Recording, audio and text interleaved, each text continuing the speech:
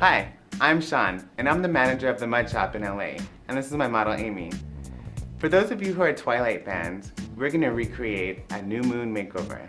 To achieve a fair porcelain look, I will use Mud's highlight and shadow palette, a blend of DCL9 and highlight.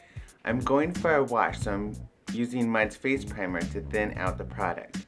By dipping in the primer and base, it allows me to control the coverage. First, let's apply the base on the eyelids and set the makeup with zero loose powder. It will create a foundation for our eyeshadow. For sanitation, I shake the loose powder in the lid. The lid could later be cleaned with 99% alcohol. Never double dip.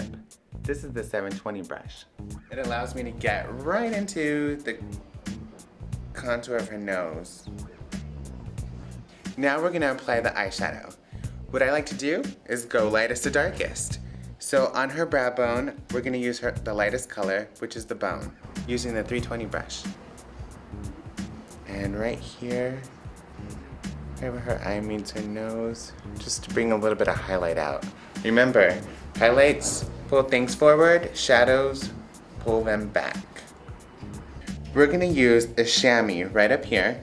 We're going to use that just above her contour. Remember, you want to blend upwards using a circular motion, and that'll soften it up. Now it's time to smoke out the eye. We're going to use our black onyx with the 350 brush. The 350 brush has shorter bristles and better payoff. For an intense application, use a stippling method just on the eyelid. This is Mud's Tinsel eyeshadow. I'm using the 800 blending brush to soften the edge and to reflect light. Okay, we created the depth with the onyx on her lid. We're going to use the 210 angle brush with the onyx just in the inner corner of her eyes. Drag it to about the middle of her iris.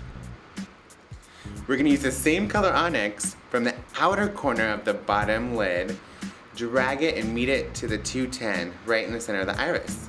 And we're going to smoke downward. Good model. She's looking in the opposite direction. Blending is key to a smoky eye. And start her base foundation.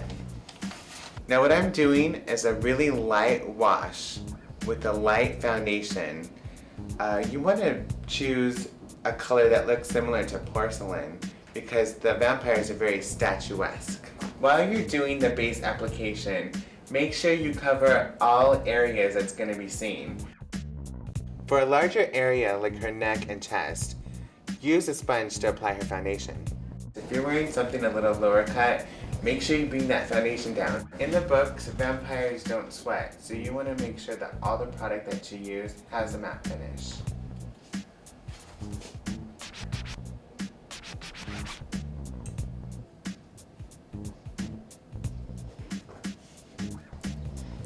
After you set the foundation with powder, I'm going to create a wonderful contour using a dual finish mineral powder, DFD2, and a 510 brush. Little goes a long way, so remember to build your color and not apply a lot right from the beginning. And lightly brush it up. Now what we're going to do is just apply this just in the hairline. What it does is that you have a little bit of warmth in your hairline anyways, so it kind of just covers it. Blend upward, soft shadow. Okay, for those hard to reach areas, I'm going to use the DFD2 with the 340 brush to contour her nose. Now noses are a little bit tricky. Make sure you build your color in your nose. It's easier to blend out. I'm going to use the black eye pencil to line her waterline, both top and bottom.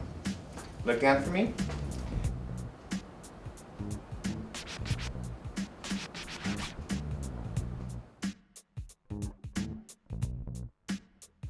Put the glue on the hand. Make sure it has a little air so it gets a little tacky.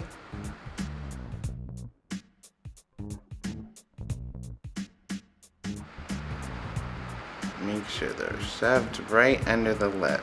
Sharpen your pencil so you can create a hair-like stroke to fill in your eyebrows. Amy has great shaped eyebrows. The toe pencil will help them show off. Now I'm going to use maple, which is like a light, warm brown color. And I'm just going to line her lips and fill them in. We want to continue with a matte lip.